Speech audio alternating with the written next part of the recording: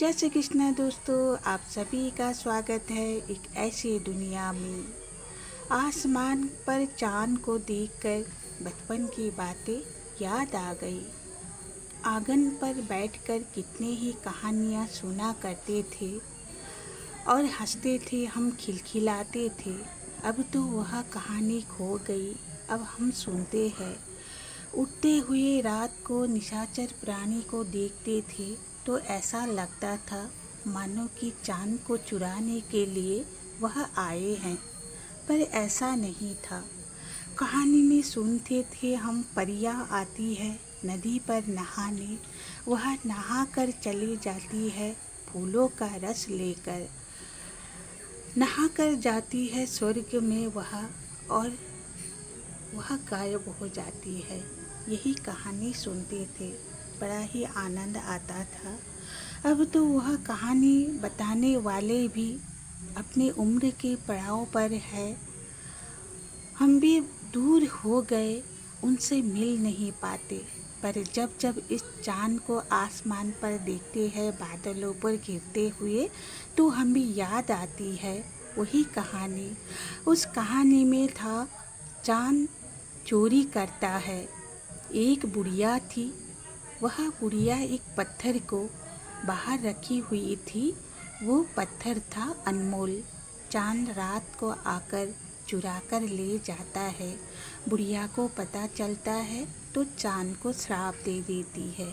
इसीलिए चांद रात को आता है और वह काले धब्बों में घिरा होता है।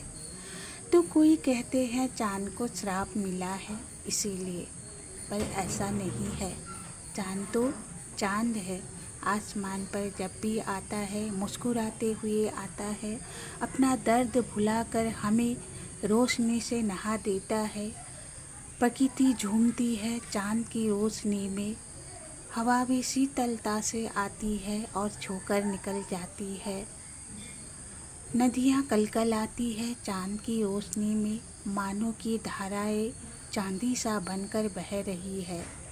चांद तो हमारा मित्र है।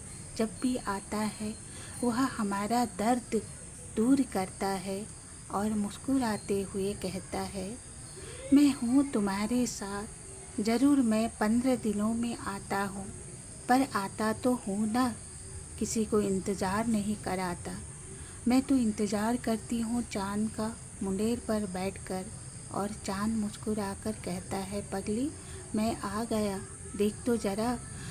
जैसे ही मैं चांद को देखती हूँ, शीतल हवा आकर प्रकृति को छू जाता है और प्रकृति लहराकर चांद की ओर देखते हुए स्वागत करती है। मुझे बड़ा ही आनंद आता है चांद को देखकर, और मैं चांद को देखकर कहती हूँ, ये चांद तू कहाँ था?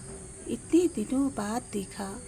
जब भी दिखता है टुकड़ों में, फिर आधे से, फिर पूरे, फिर तुम गायब ही हो जाते हो। चांद कहता है, मैं यहीं रहता हूँ, पर मुझे देखने वालों की आँख चाहिए और दिल चाहिए। मैं तुम्हारे पास ही हूँ। सही बात है, चांद हमारे पास ही है, और चांद हमें रोशनी देता है शीतलता की, और हमारा सारा दर्द चांद लेकर चला जाता है। और 15 दिनों के बाद उस दर्द को खुद झेलते हुए फिर आसमान पर धीरे धीरे आता है ना दोस्तों। तो दोस्तों, आप सभी को कैसा लगा कमेंट में बताइएगा। आप भी शायद इस चांद को देखकर अपनी बचपन की बातें याद करते होंगे। ज़रूर कमेंट में बताइएगा, और चांद को इतना प्यार दीजिए कि वह चमक कर आपके दिल में समा जाए। यही कहते हुए जय श्री कृष्ण दोस्तों। फिर मिलेंगे आप सभी से अगले वीडियो में। तब तक के लिए बाय बाय।